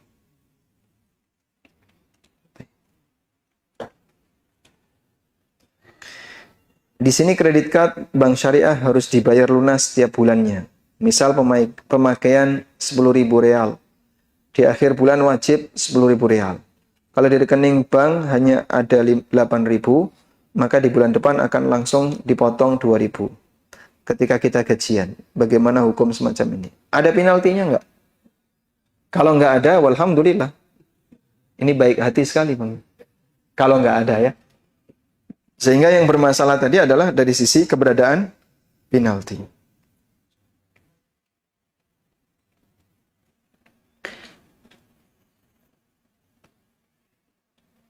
Apakah keadaan di tanah air yang carut-marut, jalan macet semakin parah di mana-mana, utang negara membengkak walaupun pajak semakin meningkat, kemudian banyak korupsi di mana-mana, rakyat dan pemimpin saling benci. Apakah bisa jadi azab hukuman karena riba? Tapi di sisi lain negara Swiss yang menjadi pusat perbankan nampak seperti sejahtera dan damai, seperti jarang mendengar carut-marut di sana. Padahal mungkin praktek riba lebih parah di Indonesia. Bagaimana mencermati hal ini? Walanudhiqannahum adzabal adna dunal adzabil akbar la'allahum ilaihi yarji'un. Allah Subhanahu wa taala terkadang memberikan kepada hambanya azab yang lebih ringan. Adzabul adna. Coba di surat apa itu, Ustaz?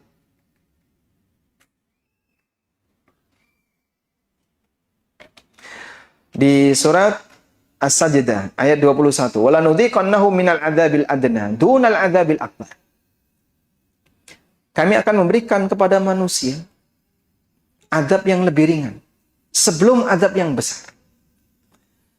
La'allahum yarji'un, agar mereka kembali, agar mereka sadar. Maka bisa jadi Allah Subhanahu wa taala memberikan hukuman kepada pelanggaran yang dialami oleh orang muslim ketika di dunia, yang itu tidak Allah berikan kepada non-muslim. Ini non-muslim banyak maksiat tapi hidupnya sejahtera. Ini yang muslim mungkin dia punya maksiat tapi tidak lebih parah dibandingkan non-muslim, tapi hidupnya baik-baik saja. Gimana itu, Pak? Ya nggak perlu heran. Bagian dari kasih sayang Allah, terkadang Allah segerakan adab itu di dunia dengan yang lebih ringan, sehingga menghapus sebagian dosa mereka, dan ada di antara mereka yang kemudian bertobat kembali kepada Allah, dan seterusnya, sebelum terjadi adab yang lebih besar. La'allahum yarji'un, agar mereka kembali. Wallahu a'lam. Cukup insyaallah. Ini ada pertanyaan ada.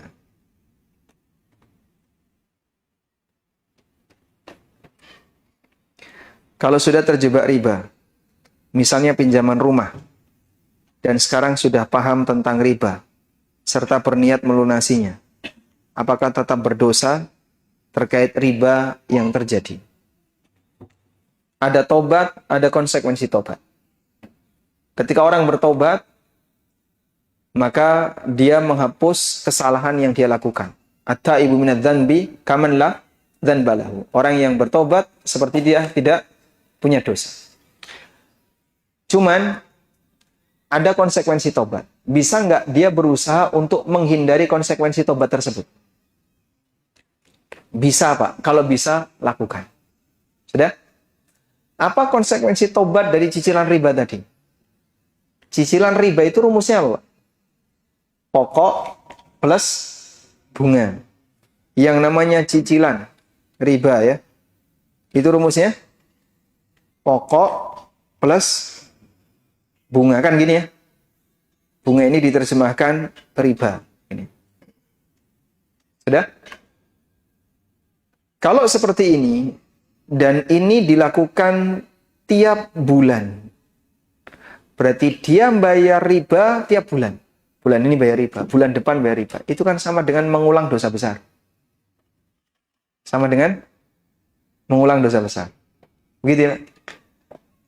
Dan setelah dia tahu bahwasanya itu adalah dosa besar, ya sudahlah, daripada berulang-ulang terus, tak tutup. Begitu ditutup, tinggal sekali saja dia melakukan itu, besoknya sudah tidak lagi. Itu akan lebih ringan. Maka kenapa diajarkan agar bagi mereka yang punya transaksi riba belum selesai untuk segera diselesaikan. Posisi dia adalah sebagai pemberi riba, bukan penerima riba. Namun ditekankan agar sekali bayar tutup. Agar apa? Dia tidak mengulang praktek dosa besar. Karena memberi makan riba hukumnya apa? dilaknat oleh Rasulullah SAW. Sebagaimana dalam hadis Jabir, la'ana Rasulullah SAW akilar riba wa mukilahu wa katibahu wa syahidai wa qalahum sawa. 5 orang yang dilaknat oleh Nabi SAW karena riba. Yang makan riba dan yang memberi riba. Orang kedua ini nasabah yang ngasih bunga tadi. Nah, kalau ini tiap bulan diulang, berarti bulan pertama dia dilaknat, bulan kedua datangi laknat lagi, bulan ketiga dilaknat lagi. Maka selesaikan, cut off, selesai. Dan bisa jadi dia bisa menawar ke bank untuk menurunkan nilai bunga jika dia segera melunasi. Wallahu alam. Walhamdulillahirabbil alamin. Mungkin itu yang bisa kita sampaikan. Cukup, Pak? Sampai jam berapa kita? Hah? Sekuatnya, jamaahnya nggak kuat. Jauh-jauh misalnya ya. Kita berada di ujung ini. Mau tambah lagi ya? Tambah lagi sini.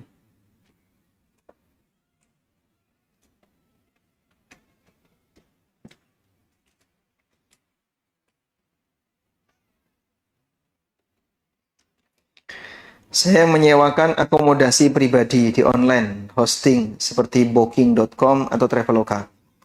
Tamu memesan di website, lalu pembayaran saya terima dari website tersebut setelah dipotong fee. Hukumnya gimana? Jawabannya boleh.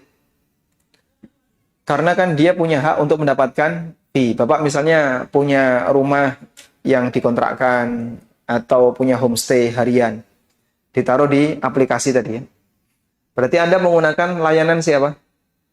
Pemilik aplikasi. Lalu pemilik layanan ini minta fee boleh? Boleh. Baik. Pertanyaannya, bagaimana kalau tamu menggunakan kredit card? Anda tidak bertanggung jawab. Tanggung jawab Anda adalah menyediakan layanan jasa mubah. Bagaimana cara dia bayar bukan urusan Anda. Bagaimana cara dia bayar bukan urusan kita. Karena ketika jasa kita sudah digunakan, kita punya hak untuk apa? Dibayar. Begitu? Nah, ada satu riwayat.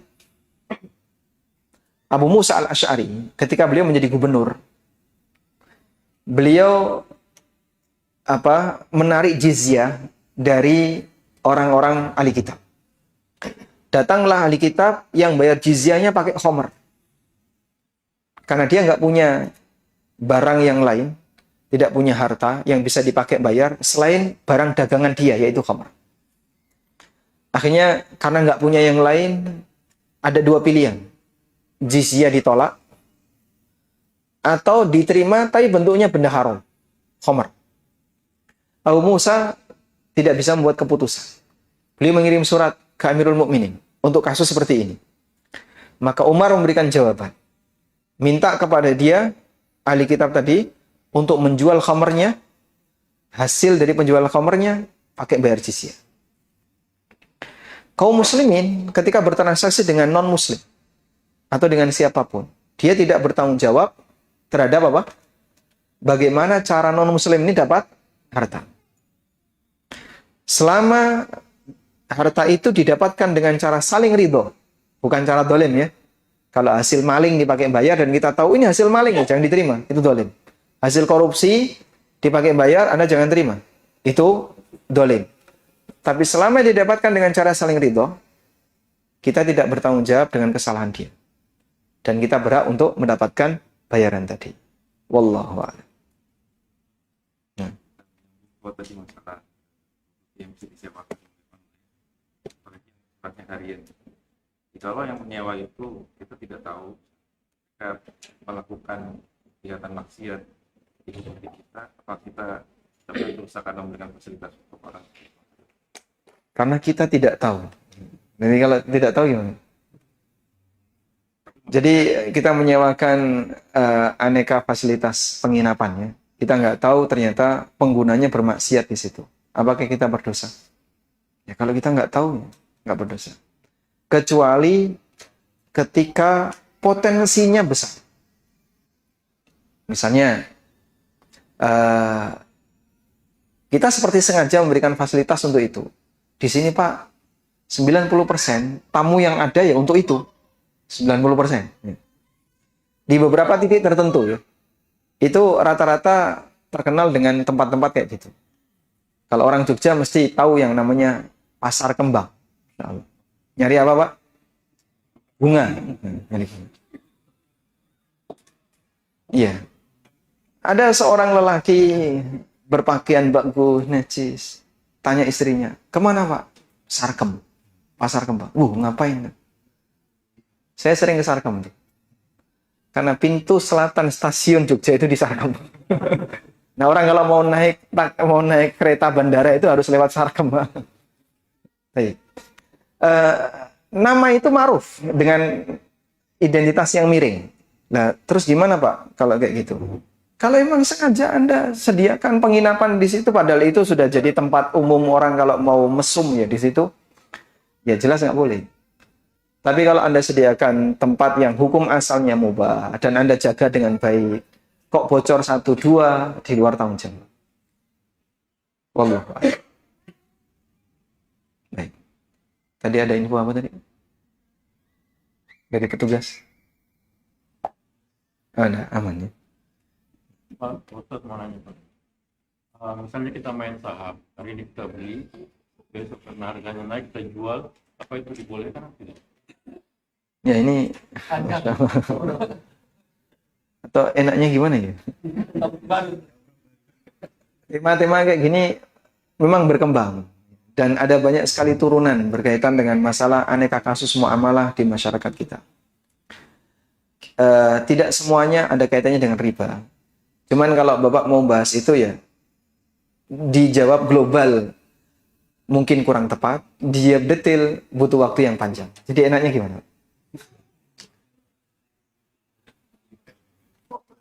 Di waktu yang lain aja ya. Nah, di waktu yang lain. Coba kita cari kira-kira yang kasusnya lebih ringan. Assalamualaikum. Waalaikumsalam. Untuk gratis ongkir GoPay, ShopeePay, termasuk riba atau tidak? Bagaimana dengan privilege dengan menjadi VIP marketplace, member VIP marketplace? Nah, ini sempat dipermasalahkan ya. Terkait pembayaran GoPay atau yang lainnya. Di sini kan top up dulu, Pak. Sehingga Anda punya saldo mengendap yang tersimpan di aplikasi tersebut. Dah? Lalu ini dipakai bayar. Ada beberapa kemungkinan bayarnya semuanya sama. Dapat diskon semuanya. Misalnya diskon kemerdekaan 10%. Mau bayar pakai GoPay, mau cash, mau transfer bank, semuanya sama. Berarti kan tidak ada bedanya antara yang metode 1, metode 2. Insya Allah tidak ada masalah. Anda bebas bayar. Yang kedua, dibedain. Yang bayar pakai GoPay, di sini diskon. Khusus pakai GoPay. Pokoknya kalau bayarnya pakai GoPay, ada diskon. Kalau nggak pakai GoPay, nggak ada diskon. Nah, ketika dikhususkan seperti ini, kembali kepada masalah akad dalam top up ini apa? Nah, disinilah muncul perbedaan. Kurang lebih dari sekian banyak perbedaan, pendapat yang lebih kuat ada 3. 1, akadnya adalah wadiah. Jadi saat orang top up, statusnya itu titip uang, wadiah. Nah, karena tidak melibatkan utang, wadiah kan bukan utang, Pak ya. Berarti ada hadiah, tidak ada hadiah, ada diskon, nggak ada diskon, nggak ngefek. Bukan termasuk riba. 2, akadnya adalah sharf. Di situ sharf itu artinya tukar menukar uang dengan uang. Di situ terjadi pertukaran uang kartal ditukar dengan uang digital. Begini. Nah, karena akadnya adalah akad sharaf, bukan akad utang, ada hadiah, nggak ada hadiah, tidak memberikan pengaruh. Yang ketiga, akadnya adalah utang. Bahwa top up itu sama dengan Anda memberi utang ke provider. Lalu Anda akan tagih utang itu saat Anda belanja, Dari situ Anda dapat diskon. Kembali kepada kaidah tadi. Pokoknya kalau namanya utang, lalu menghasilkan apa Pak? Keuntungan, maka status keuntungan itu riba. Sebagaimana kaidah sahabat Fudhalah bin Ubaid. Kullu qardin jara naf'an fahuwa riba. Kata kuncinya utang. Berarti ketika akadnya adalah akad utang, maka di sini diskon berstatus riba. Di Indonesia, perbedaan tiga ini sampai sekarang belum hilang. Ini pendapat Ustadz Fulan, ini pendapat Ustadz Fulan, ini Ustadz Fulan, masing-masing masih bertahan sesuai dengan siaga. Dan kita nggak perlu ribut, karena ini masuk kategori perbedaan atas latar belakang ijtihad. Mereka semuanya tidak punya kepentingan, namun karena murni ijtihad masing-masing. Al-Ustadz Abdul Hakim Abdad itu lebih memilih itu wadiah. Makanya beliau membolehkan diskon. Termasuk kalau nggak salah adalah Ustadz Dzulqarnain ya. Ustadz Muhammad Abduh lebih memilih itu sorof. Ustadz Arifin Badri kalau belum berubah, dan juga Ustadz Erwandi, beliau lebih cenderung pada utang. Makanya diskon tadi dilarang. Dengan catatan hanya harga pakai aplikasi dompet digital yang punya diskon. Tapi kalau harganya semuanya seragam, mau pakai metode bayar apapun, diskon. Nah, itu beda lagi. Wallahu a'lam. Baik, mungkin itu yang bisa kita sampaikan. Sekarang sudah jam 9:30 lebih 2 menit. Mudah-mudahan apa yang kita bahas ini bermanfaat. Wassallallahu ala nabiyyina Muhammadin wa ala alihi